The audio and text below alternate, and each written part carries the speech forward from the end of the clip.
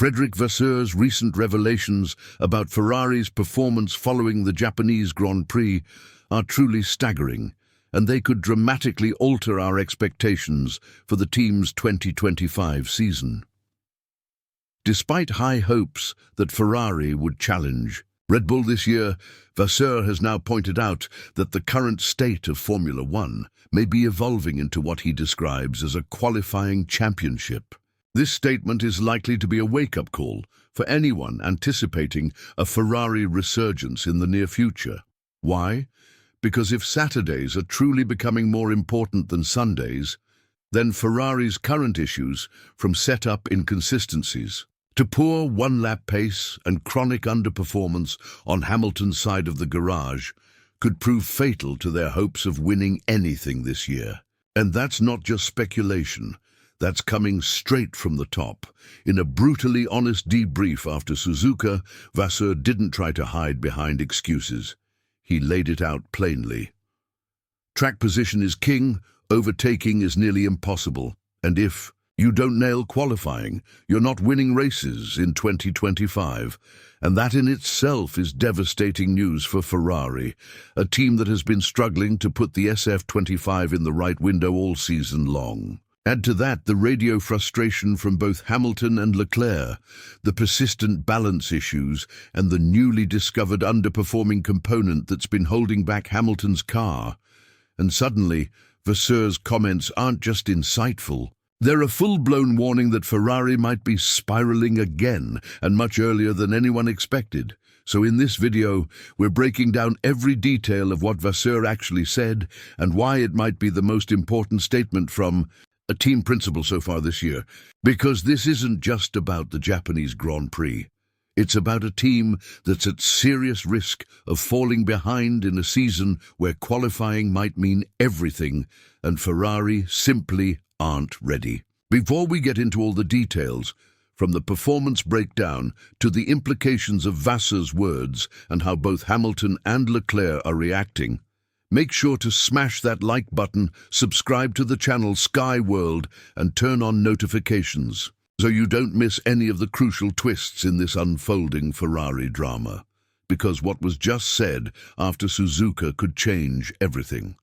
Let's start by addressing the elephant in the room. Ferrari's performance at the Japanese Grand Prix wasn't disastrous on paper, but in the context of what was expected from this team in 2025, it was deeply underwhelming.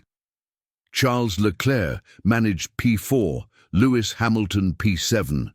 Both drivers brought home points, but that's exactly the problem. Ferrari is settling for damage limitation, not fighting for podiums. In a post-race interview that raised more eyebrows than a qualifying upset, Frederic Vasseur warned that Formula One in 2025 may be turning into a qualifying championship, a reality where starting grid position determines finishing position, simply because overtaking has become nearly impossible. Now consider that. Coming from the head of Ferrari, one of the most iconic teams in F1 history, it sounds almost defeatist. But it's not just Vasseur's pessimism, it's a reflection of the current technical and strategic limitations of Ferrari's SF25. At Suzuka, the top 6 drivers crossed the line in exactly the same order they qualified. Max Verstappen was never challenged. Lando Norris could not even get within DRS range, and behind them, Ferrari was stuck in no man's land. Not fast enough to challenge the leaders, but just far enough ahead to keep Mercedes at bay. So when Vasseur says, yes, it will probably be a qualifying championship, what he's really doing is issuing a warning. Ferrari cannot rely on race pace alone. They have to qualify better, and right now, that's something they're clearly struggling with. Let's talk about Hamilton. After 3 full Grand Prix weekends, Lewis is still behind Leclerc in both qualifying and race results. And yes, he scored Ferrari's first pole and sprint win in China, but that remains the exception, not the norm. At Suzuka, he couldn't break into the top 6. He crossed the line behind both Mercedes cars and never looked like a real threat After the race, Hamilton was brutally honest. He confirmed that his side of the garage has been dealing with a consistently underperforming component since the start of the season, an issue that Ferrari only just identified. Now think about that for a moment. One of the greatest drivers in Formula One history, in arguably his most ambitious project since joining Mercedes in 2013, has spent the first 3 races fighting against his own machinery. And it took until Japan to find the problem. That's not just bad luck, that's a structural failure in Ferrari's internal communication and car management. Hamilton also mentioned the knock-on effect from his disqualification in China, a forced adjustment in ride height to avoid another plank wear penalty. That fix came at a huge cost: aerodynamic grip. And Suzuka, with its high-speed corners and unforgiving rhythm, punished that compromise relentlessly. Hamilton described the car as having nothing more to give. And if that's the ceiling of performance, Ferrari are in deep trouble. Now Leclerc. On paper, his P4 finish looks decent, but listen to his post-race comments and you hear something else: frustration. He called the race annoying, described the car's performance as insufficient, and openly admitted that despite good balance and clean driving, he was just too far behind. More tellingly, when asked where Ferrari were weaker compared to McLaren, Leclerc said, maybe the first sector, but it's hard to tell because they were always 2 seconds ahead. That, right there, is the problem. Ferrari aren't losing races in Sector 3, they're losing them before they even start. And Leclerc knows it. Vasseur says Ferrari must improve everywhere, and he's not wrong. The SF25 needs more downforce, more straight-line speed, and above all, a wider operating window. Right now, the car is too sensitive to ride height, making it unpredictable to set up and difficult to extract performance from consistently across both cars. Vasseur also admitted that strategy and operational decisions must improve. At Suzuka, Ferrari ran a conservative race. They didn't attempt an undercut, didn't gamble on tire offsets, didn't split strategies. They simply reacted. And that kind of passive approach isn't going to cut it against Red Bull's efficiency or McLaren's rising aggression.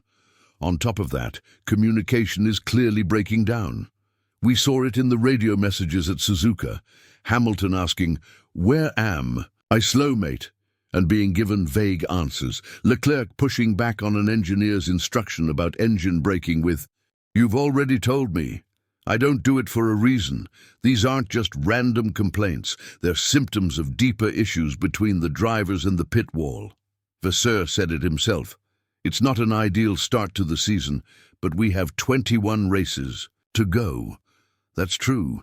There's still time to turn things around, but to do that, Ferrari must stop reacting and start building.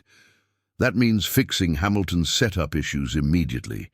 It means giving Leclerc a car that lets him fight, not just manage. And it means ensuring that whatever happens on a Saturday, they don't enter Sundays already resigned to their fate. The 2025 season is set to be all about small gains and precise strategy. Ferrari simply can't afford to get either of those wrong, especially with the competition so tight. And with 2 top-tier drivers eager to lead the charge, the stakes couldn't be higher. We'd love to hear your thoughts in the comments. Do you believe Ferrari can truly recover from this? Can they resolve their internal issues, bridge the performance gap, and start challenging for wins before it's too late? If you're enjoying these in-depth breakdowns of F1's most thrilling developments, make sure to like the video, subscribe to Sky World, and hit the notification bell. If Vasseur's comments are anything to go by, Ferrari's story is about to take some intense turns, and we'll be here to cover every twist, upgrade, and race that could shape their future. Thanks for watching, and we'll catch you in the next one.